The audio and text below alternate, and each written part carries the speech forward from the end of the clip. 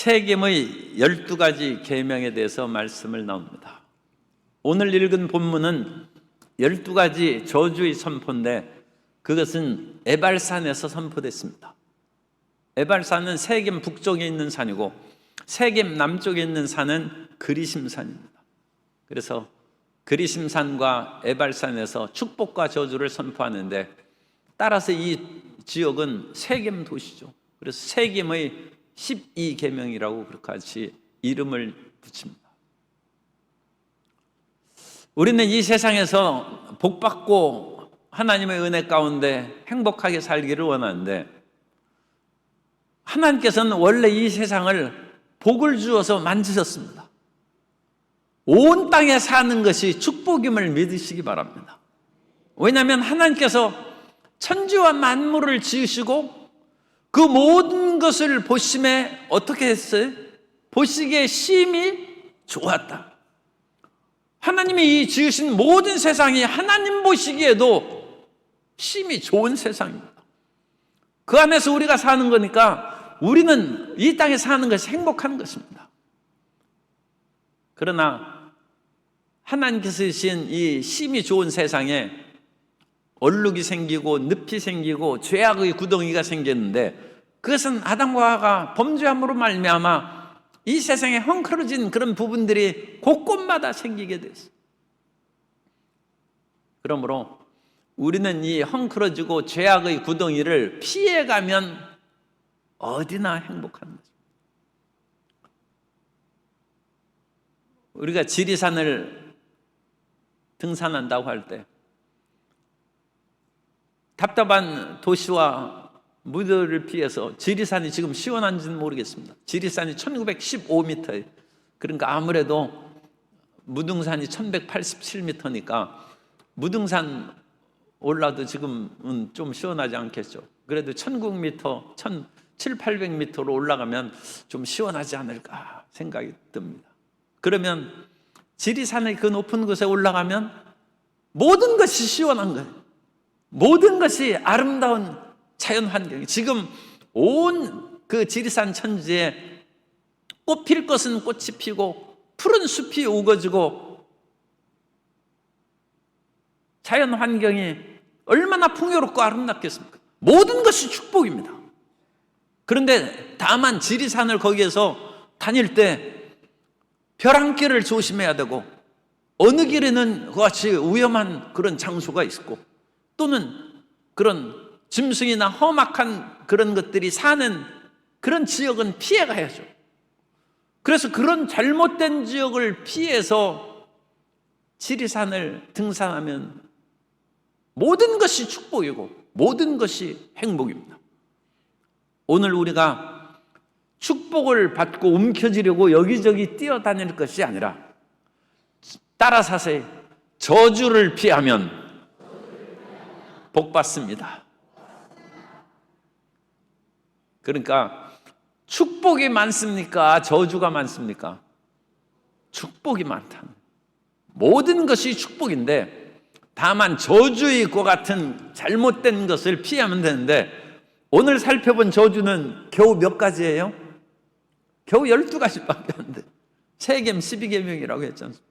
겨우 12가지만 지키면 잘 된다는 거예요. 이 세상에서 축복받고 돈 벌기 위해서 얼마나 힘쓰고 애쓰고 그야말로 어떤 사람은 원서를 10군데 100군데 내도 안 되고 힘든 일이 많지만 우리에게 저절로 복이 따라오는 길은 저주받을 짓을 하지 말라. 아무리 축복받을 일을 향해서 여기저기 뛰어다녀도 저주받을 짓을 행하면 모든 것이 수포로 돌아가고 낭패에 처한 것입니다.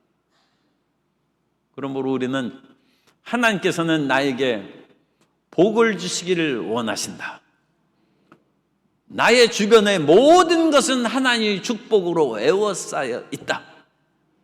나는 다만 이런 축복의 길에서 벗어나게 하는 웅덩이를 피해야 되고 죄악의 길을 피해야 되고 악한 유혹을 피해야 되고 사자와 곰과 같은 마귀의 그런 모든 것이 출현하는 지역을 그 사자와 마귀, 그 곰과 같은 마귀가 출현하는 것이 그 마약이라든지 중독이라든지 온갖 그것이 마귀의 소굴입니다.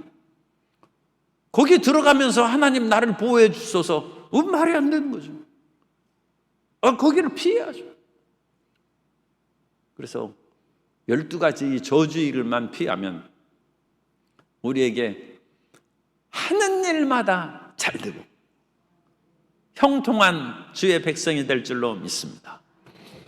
그래서 지난 시간에 첫 번째 이제 저주의 그런 말씀은 우상을 숭배하는 자는 저주를 받을 것이라 할 것이요 모든 백성은 응답하여 말하되 아멘 할지니라. 아멘이란 것은 이제 부사입니다. 부사로 또는 그 동사로도 그렇게 쓰이는, 동사는 아만입니다. 그래서 부사로 아멘으로 할 때는 진실로 참으로라는 뜻입니다. 그리고 그것이 문장 끝에서 우리가 이제 주의 종이 하나님 말씀을 읽거나 그럴 때 끝에 모든 성도님들이 아멘 하죠. 그건 정말 그렇습니다 하는 긍정적인 것과 같은 시인입니다. 그래서 언어의 중간에 있을 때는 내가 아멘 아멘 하노니 하면 내가 진실로 진실로 말하노니 그런 뜻으로 번역하는 것이고, 제일 문장 끝에서 아멘 할 때는 정말 그렇습니다 하는 시인의 그런 문장입니다. 그것을 인정하는 문장입니다. 그러니까 여기에서 지금 우리가 잘 들어야 돼요. 우상은 야훼께서 야훼께 가증하니 그것을 만들어 은밀히 세우는 자는 저주를 받을 것이라. 아멘 해야죠. 아멘 하라. 우상 섬기면 저주받는다. 다른 거 아무리 해도 하나님께 지금 우상을 섬겨가지고 밉보이는데 일이 될 까닭이 없죠. 그런데 이 저주가 지금 12가지밖에 안 된다니까요. 우상을 내가 피하기만 하면 하나님께서 주시는 그야말로 99,009가지 수 없는 것이 복으로 쏟아져 내려온다.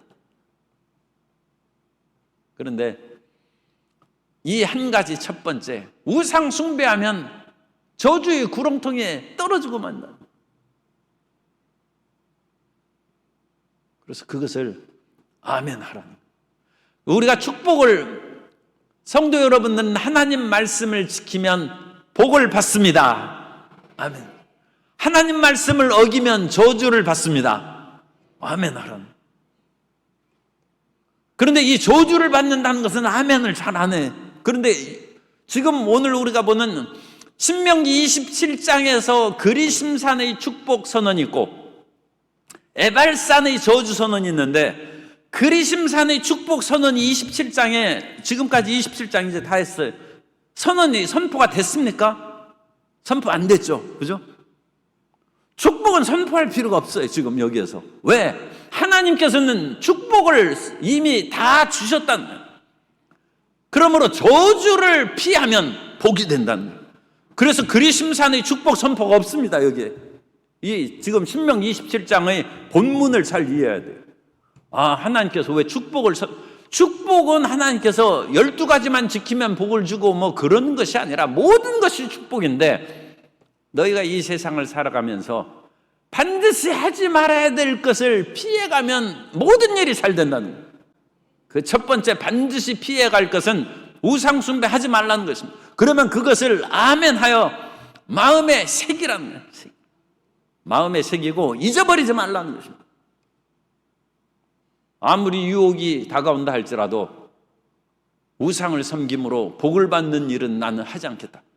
눈앞에서, 그러니까 예를 들어서 저기 중국 어느 지역에 가면 이 빠이빠이 신이라고 해서 배불떼기 신이 이렇게 귀도 여기까지 어깨까지 다, 우리 동양에서는 귀가 해서 또 복귀라고 하죠. 그리고 배가 이렇게 쫙, 그래가지고 그 빠이빠이 우상한테 배를 만지면 복이 온다고 해가지고 그 배가 반질반질해. 그래 나도 한번 만져봤어. 그래가지고 배가 반질반질해. 그런데 우상을 섬겨서 복 못 받는다는 거예요. 그걸 마음에 새기란. 살아계신 하나님의 말씀을 우리가 마음에 지키고 살아가야지, 눈에 보이는 우상을 섬기고 그 반질거리는 배를 만진다고 복을 받는 것은 그건 거짓되고 그야말로 허황된 꿈이죠. 자기 마음의 죄악을 던져버리고 하나님의 말씀을 기뻐하고 주야로 묵상하며 살아감으로 모든 것이 잘 되는 그런 복을 받아야지, 마음에는 죄악이 가득한데 그 우상의 배를 만져가지고 저절로 형통하고 잘 된다, 그런 것처럼 그 허황되고 우리 스스로 냉정하게 생각해봐도 그런 일은 있겠어요. 그리고 그런 식으로 복을 받으면 악인들이 다 복을 받는 거예요. 온갖 나쁜 짓 하고 하면서도 그 배불떼기 싫은 배 만져가지고 잘 된다. 세상에 악이 끊어지지 않죠. 죄악이 끊어지지 않죠. 그런 일이 있으면 되겠습니까? 그러니까 우상 숭배하는 자는 저주를 받을 것이다. 그걸 내 마음에 새깁니다. 아멘 하라는 거야. 여기에서 보면 문장마다 지금 다 아멘 했죠. 문장마다 저주를 할 것이다. 그러면 백성들이 다 아멘 해서 에발산에서 큰 소리로 아멘 하는 거예요. 그러면 그 소리가 그리심산까지 들린다고 했죠. 여러 사람들이 하면 그리심산에 아멘 소리가 딱 들리면 축복의 산에 있는 사람들도 다시 아멘 함으로 그 아멘 소리가 에발산에 있는 사람에게 다시 메아리쳐 울려 퍼지는 거예요. 그래서 아멘의 합창이 양쪽 산에서 넘쳐나요. 우리는 절대로 하나님 외에는 다른 신을 섬기지 않겠습니다. 그리고 두 번째 계명은 여기에서 이제 세 계명 12계명 중에 10계명에 있는 계명들이 한 6가지 나타납니다. 그래서 우리가 10계명만 잘 알아도 충분한데, 그 다음에 이 두 번째 계명은 부모를 경홀히 여기는 자는 저주를 받을 것이라. 이 경홀히 여긴다는 것은 부모를 가볍게 작게 여긴다. 옛날에 부모님이나 스승님은 그림자도 밟지 않는다고 했어요. 중히 여기는 것이죠. 그래서 그 뒤에 따라가면서 조심스럽게 모시고 섬긴다는 거죠. 그래서 그의 부모를 경홀히 여기는 자는 저주를 받을 것이요. 우리 제5계명에는 10계명에는 내 부모를 이제 적극적인 표현으로 공경하라고 했어요. 공경하라는 말은 우리 옛말에도 부모님이나 어른 말씀을 잘 들으면 자다가도 떡이 생긴다고 했어요. 오늘 우리는 잘 이제 그것은 익숙하지 않은데, 옛날에는 동네에서 제사를 많이 지냈어요. 그래가지고 제사는 꼭 밤 12시에 지내더라고요. 귀신이 그때 아마 돌아다니기가 좋다고 생각해가지고, 무슨 조상신 귀신이 있는 건 아니지만 어쨌든 그렇게 생각합니다. 그래가지고 자다가 보면 떡이 있어. 그게 그러니까 진짜예요. 그런데 부모님이 그런 일은 없지만 부모님이 자식이 미우면 그냥 떡 혼자 먹고 안 남겨두죠. 그런데 부모님 말씀을 잘 듣고 부모를 공경하면 자다가도 떡이 생겨요. 자다 보면 이웃에서 가져온 그런 시루떡 그런 것들이 이제 있어요. 물론 어떤 사람은 이제 제사떡이라고 해서 뭐 그 기분 나쁘게 생각할 수도 있지만, 세상에 우상 그런 것들은 다 헛것이니까 그런 거 먹어도 뭐 믿음이 이제 있어야죠. 그런 건 아무 상관없습니다. 오늘날에는 뭐 그런 거 있지도 않거니와 그런 것을 또 이웃에게 주는 것도, 이웃의 음식을 주는 것도 이제는 서로 조심해야 되기 때문에 참 어려운 그런 시대를 우리가 살고 있습니다. 그런데 10계명의 제5계명은 부모님을 보다 더 적극적으로 공경하면 자다가도 떡이 생길 뿐만 아니라 그게 일이 잘 된다는, 내 하는 일이 잘 될 뿐만 아니라 장수한다는. 그래서 이 10계명의 제5계명은 오히려 갑절의 축복입니다. 이중적인 축복이 언급되어 있고, 세계의 12계명에서의 16절 부모를 경홀히 여기는, 이건 부정적인 의미로 하면 저주를 받을 것이요, 경홀히 여기는 자는 경홀히 여기는 것이 정도 차이입니다만 부모님을 무시하고 저주하는 자는 죽는다는 것입니다. 레위기 20장 9절에 보면 만일 누구든지 자기의 아버지나 어머니를 저주하는 자는 반드시 죽일지니 그가 자기의 아버지나 어머니를 저주하였은즉 그의 피가 자기에게로 돌아가리라. 그래서 부모님을 원망하고 저주하면 그건 큰 죄입니다. 그래서 이 땅에서 복 받는 길은 부모님에게 잘하는 거는, 우리 부모님한테 그 드라마 그런 데 보면 얘기 나오죠. 아니, 부모님이 내 학원비 대주기를 했어요. 뭐 다른 사람은 그 옷도 잘 입고 그렇게 해가지고 하는데 나에게 옷을 제대로 해줬습니까? 부모님도 그렇고 다른 친구는 그럼 좋은데 취직했는데 부모님이라고 나 취직시키지도 않고, 내가 어쩌다가 정말 말을 제가 심하게 하는데 이런 집구석에 태어나가지고 이 지경이 되었다. 자칫하면 죽는다. 부모를 저주하는 자는 죽이라는. 그래서 조심해야 돼. 복 받는 길이 먼 데 있는 것이 아니라 부모를 공경하라. 그래서 함부로 부모님에게 하지 말라. 항상 감사해야죠. 어쨌든 간에 부모님을 주셔서 그 나를 이제까지 길러주신 것만 해도 정말로 하해 같은 은혜 말할 수 없대. 조금 마음에 안 믿어지더라도 그렇게 자꾸 얘기해야 돼. 우리가 하나님 앞에서도 무조건 감사하라고 그러잖아요. 그러다 보면 철이 들면 깨닫는 때가 오겠죠. 그래서 말을 조심해야 돼. 그 다음에 이제 17절부터는 여기에서 17절, 18절, 19절은 그 사회적인 그런 약자에 대한 저주의 선포입니다. 사람들이 좀 못된 것 같아요, 약간. 그래서 내가 뭐 그런 것을 직접 기억은 안 나는데, 어쨌든 옛날에 내가 시골에서 어릴 때 이렇게 보면 꼭 거지나 참 얘기하기가 그런데, 어쨌든 뭐 다리가 불편해서 이렇게 절거나 뭐하고 또는 맹인으로 눈이 안 보고 그러면 애들이 막 쫓아가면서 놀리고 뭐하고 그러더라고. 이 사람이 좀 나쁜 것 같아. 그런데 그것은 정말로 저주받는 것이다. 하나님의 복을 스스로 가로막는, 이 세상에서 복을 받고 피해야 될 것이 지금 12가지밖에 안 돼. 별로 없어.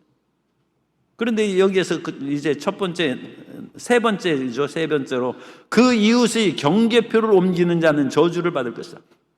하나님께서 정해 주신 각 기업이 있는데 자기가 힘이 있고 돈이 있다고 해가지고 이웃집 가난한 사람의 논을 그렇게 좀 파서 자기 땅으로 넓히고 그 사람 저주받는다. 그래서 하나님이 주신 기업의 경계표를 고의적으로나 또는 비밀히 그걸 옮겨서 자기 땅을 넓히고, 그 저주받은 내용 중에 하나가 성경에 아합 왕의 저주받는 거예요. 아합이 나봇의 포도원이 자기 왕궁 바깥에 있어서 나봇에게 얘기하는 거예요. 너희 포도원을 나에게 팔아라. 내가 채소밭으로 써야 되겠다. 왕이 얘기하는 거죠. 그런데 나봇이 아주 담대합니다. 하나님께서 주신 기업을 왕이라 할지라도 저 이거 못 팝니다. 하나님이 주신 기업이니까 난 이걸 지키고 살겠습니다. 그러자 결국은 이러저러 해서 나봇을 죽였어요. 그리고 그 땅을 빼앗았어요. 그러자 엘리야가 와서 얘기합니다. 나봇의 피를 흘린 곳에 내가 피를 흘려서 개들이 너의 피를 핥을 것이다. 아합의 집의 멸망입니다. 나봇은 가난한 농부예요. 아합은 왕입니다. 그러나 하나님이 정하신 경계표를 옮기는 자는 저주를 받는. 오늘날 이 세상에서 이웃의 그런 것들을 빼앗고 놀부처럼 이렇게 해가지고 행하는 그런 사람들은 참 불행한 사람이고, 우리가 눈에 잘 안 보여서 그렇습니다만 이런 나쁜 짓을 하는 사람들이 세상에 많으니까 세상이 자꾸 어지럽고 그러죠. 그래서 오늘날 이 일하는 것들을 우리가 도시화되고 사람들이 막 모여서 그런 것을 우리가 눈으로 보고 귀로 듣는 것이 어려워지는데, 제가 어릴 때만 해도 그 못된 짓 하는 사람이 어느 날 갑자기 죽었다는 얘기를 내가 그런 걸 여러 번 들었어요. 시골에서는 그렇게 온갖 그 망나니처럼 사는 그런 사람들이 순식간에 죽는, 온 동네에 그 소문이 퍼져.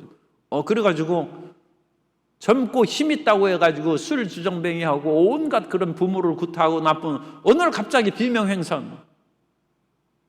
그런 대도시에는 이제 그런 것이 잘 알 수도 없고 각자 뭐 문 닫고 살아가니까 모르죠. 그런데 하나님이 심판하신다. 그 이웃의 경계표를 옮긴다는 저주를 받고, 18절 맹인에게 길을 잃게 하는 자는 저주를 받을 것이다.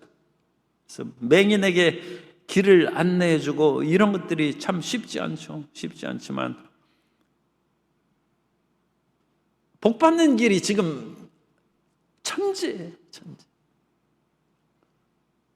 그 세계적인 야구 선수의 오타니 쇼헤이라고 일본 야구 선수가 있어요. LA 다저스에서 하는 선수. 그 사람이 참 야구만 잘하는 것이 아니라 보통 심성이 아니더라고. 그 사람은 자기 그 선수촌단 그런 데서 있는 휴지를 다 줘. 휴지를 줍는 것은 복을 주는 것이다. 자기 좌우명이 그거예요. 휴지를 줍는 것은 일종의 금덩이를 줍는 것과 같다. 그거예요. 어디서 배웠는지 참 대단한 거예요. 남이 하기 싫은 일을 자기가 하는 거예요. 그리고 그것은 나에게 복을 주는 것이다. 맹인을 길을 잃게 하는 자는, 이런 사람들이 그 사람 눈 안 보이니까 뭐 그 나쁜 짓 하고 발로 차도 누가 알겠어요. 그러나 그 사람은 하나님이 보시는 거예요. 저주를 받을 것이다. 19절에 객이나 고아나 과부의 송사를 억울하게 하는 자는 저주를 받을 것이다. 그 억울함을 바르게 해줘야 돼요. 지난번에 말씀드렸습니다만 나주 벽돌 공장에서 그 스리랑카 31살 노동자를 랩으로 묶어가지고 벽돌하고 함께 지게차로 들어올리는 그것이 나왔어요. 그래가지고 그런 일을 하면 안 되고, 특히 우리 빛골 의를 위해서 투쟁한 이 지역사회에서 인권을 탄압한 일은 절대 하지 말아야 되는데, 그 다음에 USB에 이런 그 인터넷에 그 글이 나왔어요. 이주 노동자들이 나는 전남에 살기 싫다. 그것이 떠올랐어요. 전남에 이주 노동자들이 상당히 있습니다. 왜? 우리가 농사 짓고 뭐 그런 것이 힘들잖아요. 그러니까 우리나라 사람들이, 젊은이들이 할 까닭이 없죠. 그러니까 결국 이주 노동자들을 많이 불러가지고 일을 시키고, 누가 이 떼약 뺏어서 벽돌 이렇게 쌓아가지고 옮기고 그거 하겠어요. 그러니까 결국 이주 노동자들에게 그런 일을 시키는데, 그 사람들이 나 전남 살기 싫다. 그거 해가지고 좀 올라왔어요. 왜? 사람 대접을 안 한다는 거예요. 그런 일을 하면 안 됩니다. 그래가지고 자꾸 사람들이 떠나가고, 그러니까 이 수도권은 자꾸 집값이 올리는데 광주는 지금 계속 집값 내려가요. 왜? 사람이 없으니까 집값 내려가죠. 지금 뭐 집을 잘 짓고 못 짓는 것은 두 번째예요. 사람들이 몰려오면 당연히 집이 부족한 것이고, 집이 부족하면 당연히 가격이 상승되는 것이죠. 그런데 아무리 좋은 집을 만들어도 들어올 사람이 없으면 그 무슨 가치가 있겠어요? 그래서 우리는 이웃에게 친절해야 돼. 이웃에게 친절한 것이 나만 복을 받는 것이 아니라 이 지역사회에 그야말로 유익함을 끼치는 시민이 되는 거예요. 이웃을 떠나 살게 하고, 이곳은 도저히 못 살겠어, 나 그냥 서울로 이사 갈래. 그 사람은 우리 이웃에게 반역을 행하는 거예요. 이웃을 해를 끼치는 거예요. 객고와 과부의 송사를 억울하게 하지 말고, 그 다음에 20절부터 이제 23절까지는 이 성적인 죄악에 대해서, 사람들이 이와 같은 성적인 죄는 오늘날이나 그 고대 세계나 굉장히 이제 중요한 문제입니다. 더군다나 오늘날에는 집들이 이제 많으니까 자신을 보호하기가 훨씬 쉬운데, 옛날에는 그렇지 않고 한 방에서 여러 사람들이 자고 그러니까 이런 잘못된 것들이 많이 생길 수가 있습니다. 그래서 20절에 그 아버지 아내, 이것은 그 일부 다처제니까 다른 부인들입니다. 다른 부인들과 동침하는 자는 그 아버지의 하체를 드러냈으니 저주를 받을 것이다. 그래서 그 이런 르우벤이 그 야곱의 첩, 그러니까 자기 서모죠. 서모하고 간음함으로 야곱이 아들을 차마 죽이진 않았어. 간음으로. 그러나 마지막에 야곱이 12아들을 축복을 할 때 르우벤은 형통하지 못할 것이다. 그러니까 좀 적극적으로 표현하면 자기 큰아들을 저주했습니다. 르우벤은 잘되지 못할 것이다. 그러니까 아버지의 아내와 동침하는 자는 저주를 받을 것이다. 그 다음에 21절에 짐승과 교합하는 자는 저주를 받을 것이다. 그래서 이것을 이제 수간이라고 하는데, 수간으로 그와 같이, 그러니까 이 동성애나 수간 그런 것들은 다 일종의 성적인 그런 뭔가 도착 증세라고 그러죠. 그런 이상한 것에 빠져가지고 그런 기이한 그런 쾌락에 빠지는 것을. 그래서 이런 짐승과 교합하는 자는 다 저주를 받을 것이다. 그리고 고대 세계에서는 이런 짐승과의 교합을 통해서 어떤 그 짐승의 풍요의식을 기원하는 그런 제의적인 것들도 간혹 있었습니다. 그런 제의적인 교합이든지 아니면 그와 같은 마음의 괴이한 그런 성적 욕망을 추구하기 위해서 그런 것을 행하면 저주를 받을 것이다. 22절에 보면 이제는 근친상간입니다. 그의 자매 곧 그의 아버지의 딸이나 어머니의 딸과 동침한, 그러니까 이복 형제들이 고대 세계는 일부 다처제니까 이복 형제들이 있죠. 그래서 다윗의 집안에서도 그 암논의 다말 근친상간의 그 예가 성경에 나오고, 그것을 인하여 동복 오빠인 압살롬이 자기의 형, 이복형이죠. 이복형을 죽이고 그것으로 말미암아 결국 구테타를 일으켜서 아버지까지 죽이려고 했던 그런 불행한 사건이 성경에 기록되어 있습니다. 그래서 이런 그 근친상간의 아버지 딸을 또는 어머니가 이제 재혼해서 온 그런 딸과 동침한 자는 저주를 받을 것이다. 그래서 이런 그 오늘날 정말 저주가 온 땅에 가득한 거예요. 왜냐하면 서양에서 수없이 이혼하고 뭐하고 해가지고 다시 재결합하고 그럼으로써 그들이 데려온 그런 자녀들과 그야말로 신문지상의 용어 부적절한 관계를 맺는 그런 법적인 아버지와 법적인 딸들과의 관계들이 이 비일비재하다. 그래서 그 온갖 저주가 난무하는 거죠. 그러니까 그런 속에 산 사람들이 제정신이 아니죠. 그러니까 어제인가 그 인터넷에 보니까 어떤 사람이 딱 그 내려가지고 총을 들고 그냥 들어가서 엘리베이터 타고 올라가서 만난 사람을 그냥 총을 쏘는 거예요. 그리고 자기 스스로 쏴서 죽었어요. 자살해서. 그러니까 어쨌든 누가 총 들고 오면 빨리 피해야 돼. 다 일단 피해야 돼. 그리고 그 사람이 뭐 경찰이고 뭐고 간에 일단 그냥 다 피해야 돼. 왜냐하면 가짜로 경찰복 입거나 뭐 그럴 수도 있기 때문에. 이 세상에 수많은 사람이 지금 제정신이 아니라, 제정신이 아닌 사람들이 왜 제정신이 아니냐? 이런 그 가정에서의 이 성적인 문란이라든지 온갖 저주로 얼룩진 그런 속에서 사람들이 이 정신세계가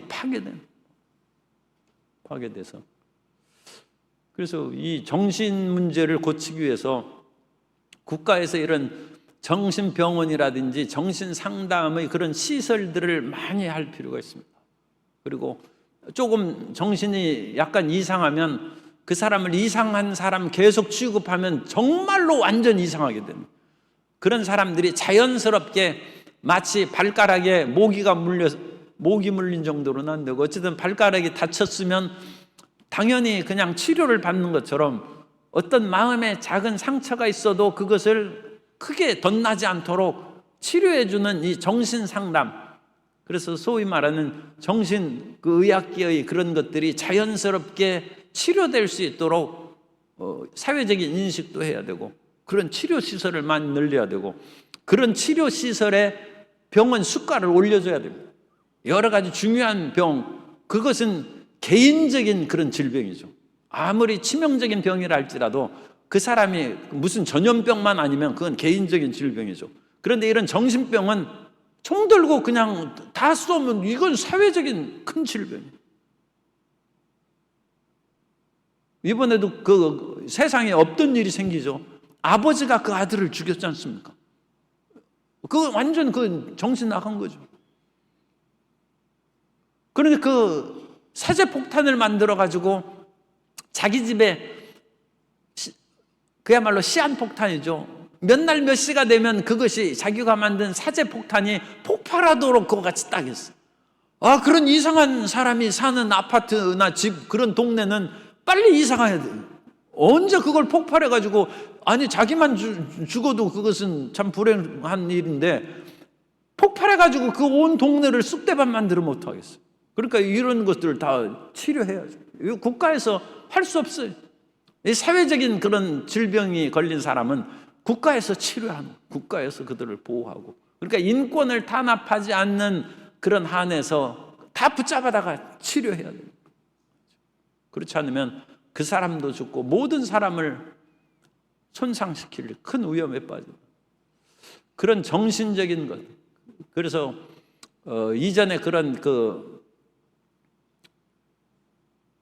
철인이 그렇게 얘기를 한 것입니다. 사람이 밥을 과도하게 먹으면 몸이 과도하게 비만이 걸리고 질병이 초래되는 것이고, 사람이 성적인 죄에 빠지면 정신이 파괴된다고 그랬어요. 이 성적인 죄는 정신을 이상하게 만들어요. 정신을 파괴시키는. 음식은 몸을 파괴시키는.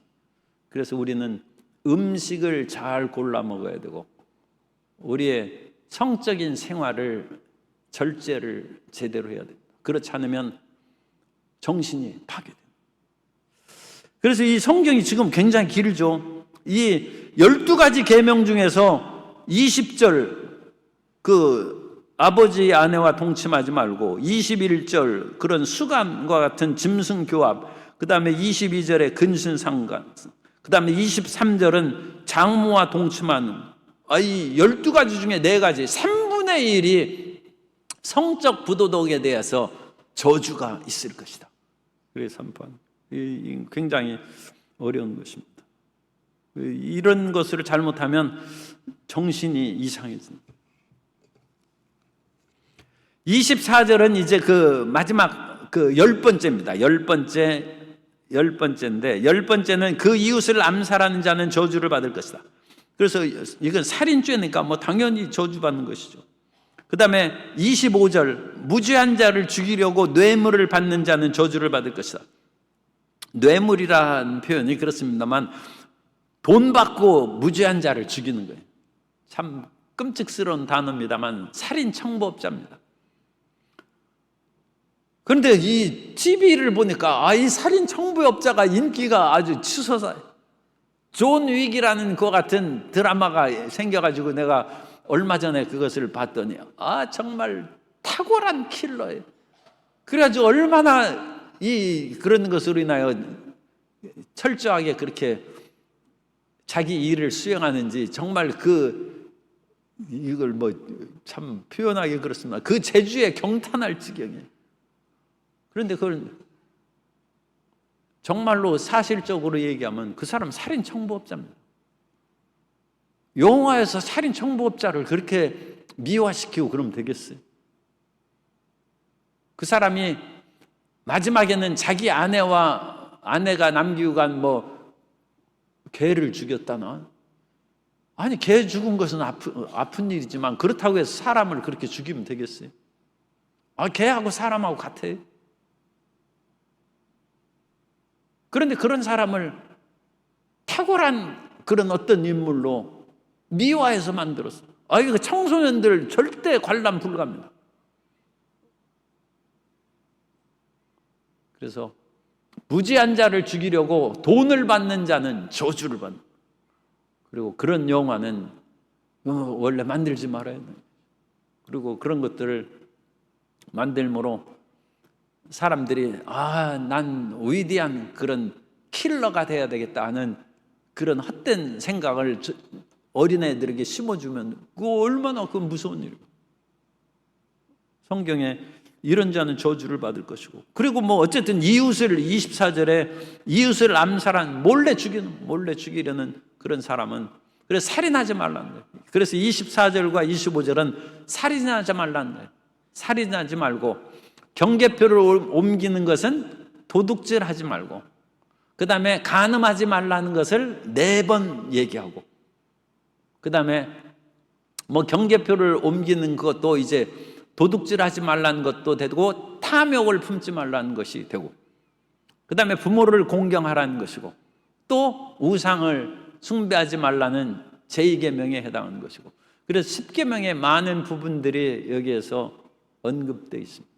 그리고 그런 언급되어 있는 그런 말씀들을 우리가 마음에 새겨서 저주받을 짓 하지 말라는 거죠. 저주받을 짓을 하지 않으면 하는 일이 다 잘 될 줄 믿습니다. 그래서 복 받는 길은, 하나님께서는 모든 것에 우리에게 복을 주셨습니다. 우리가 하는 모든 일은 잘 될 것입니다. 따라서 하세요. 예수 안에서 나는 잘 됩니다. 모든 것이 형통합니다. 나는 저주의 웅덩이를 피해갑니다.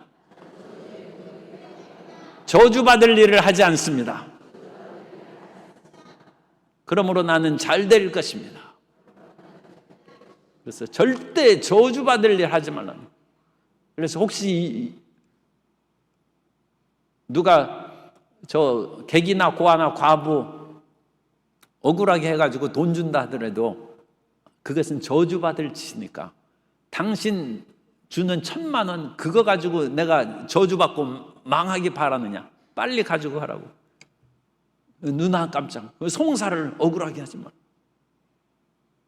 내가 앞으로 얼마나 풍요롭게 되고 높은 위치에 있을 텐데 기껏 이어같이 돈 몇 푼 받고 내가 나쁜 짓 하겠느냐. 난 절대 저주의 길에 들어서지는 않는다. 그런 마음으로 살아가면 우리 모든 성도님들이 형통하고 하나님의 풍성한 복을 받게 될 줄로 믿습니다.